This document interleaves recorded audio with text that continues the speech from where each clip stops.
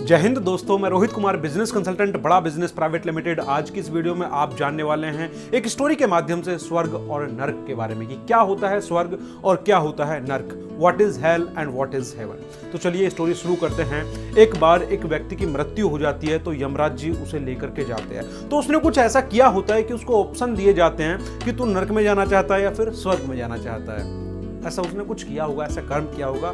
तो वो व्यक्ति कहता है यमराज जी से, यमराज जी ठीक है, मैं जाना चाहता हूँ लेकिन मैं कंफ्यूजन में हूँ क्योंकि इससे पहले मैंने कभी स्वर्ग नहीं देखा और अब से पहले मैंने कभी नर्क नहीं देखा। तो इससे पहले अगर मुझे एक टेस्टिमोनियल दे दिया जाए, मुझे एक बार एक झलक दिखला दिया जाए कि स्वर्ग कैसा होता है और नर्क कैसा होता है, तो उसके बाद मैं डिसाइड कर पाऊंगा कि मुझे कहाँ जाना है।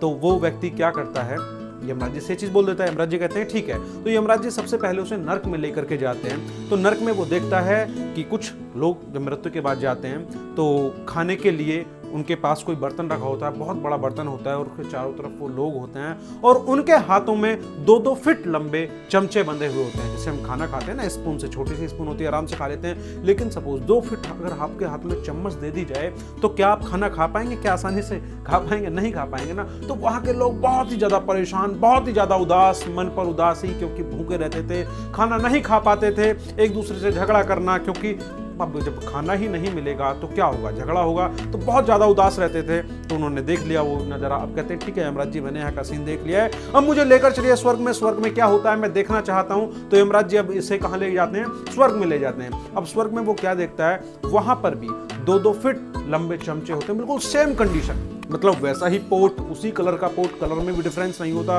उसी प्रकार के लोग, और लोगों के जो कपड़े हैं वो भी वैसे ही होते हैं और उनके हाथ में भी 2-2 फीट लंबे चमचे बंधे हुए होते हैं, बिल्कुल सेम कंडीशन। लेकिन वो देखता है वहां पर दुखी थे लोग और यहाँ पर खुश हैं। ऐसा क्या हुआ? ऐसा क्या था कि स्वर्ग में लोग खुश थे बल्कि कंडीशन सेम थी?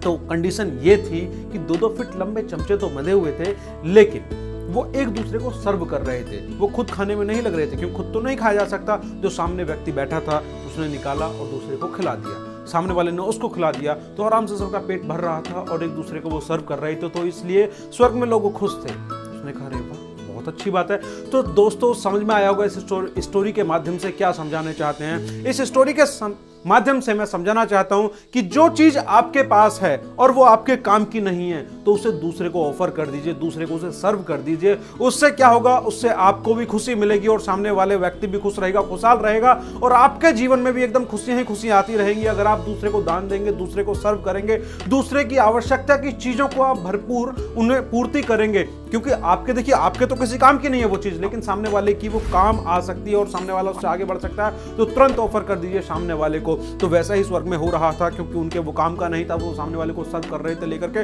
तो सामने वाला बदले में क्या कर रहा था, सामने वाला भी उसको सर्व कर रहा था, खिला रहा था। तो वैसे ही अगर आप देते हैं तो ऊपर वाले का दिल बहुत बड़ा है, ऊपर वाला आपको खोल करके देता है, हाथे खोल कर देता है।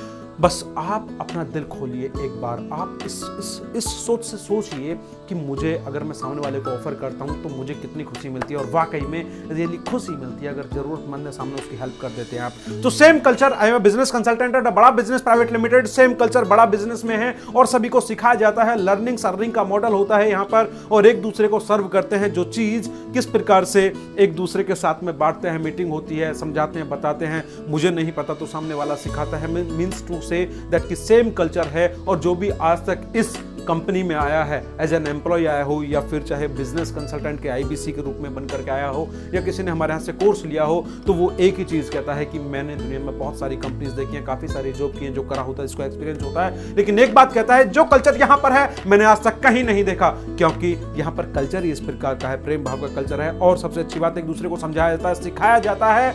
जो आप पर नहीं आता है आप किसी भी आईबीसी को कॉल करके बता सकते हैं। देखिए 1% त्रुटि तो हर जगह होती है, लेकिन 90% मैं इस चीज़ को बिल्कुल सही कह सकता हूँ। अगर आप किसी भी आईबीसी को कॉल मिलाएंगे तो बिल्कुल निस्वार्थ वो आपकी हेल्प करता है, बताता है, समझाता है कि मैंने क्या किया है, निस्वार्थ, क्योंकि उसे पता है कल उसकी भी किसी ने मदद की थी और आगे भी वो फंस सकता है, तो आगे भी कल उसकी कोई मदद करेगा।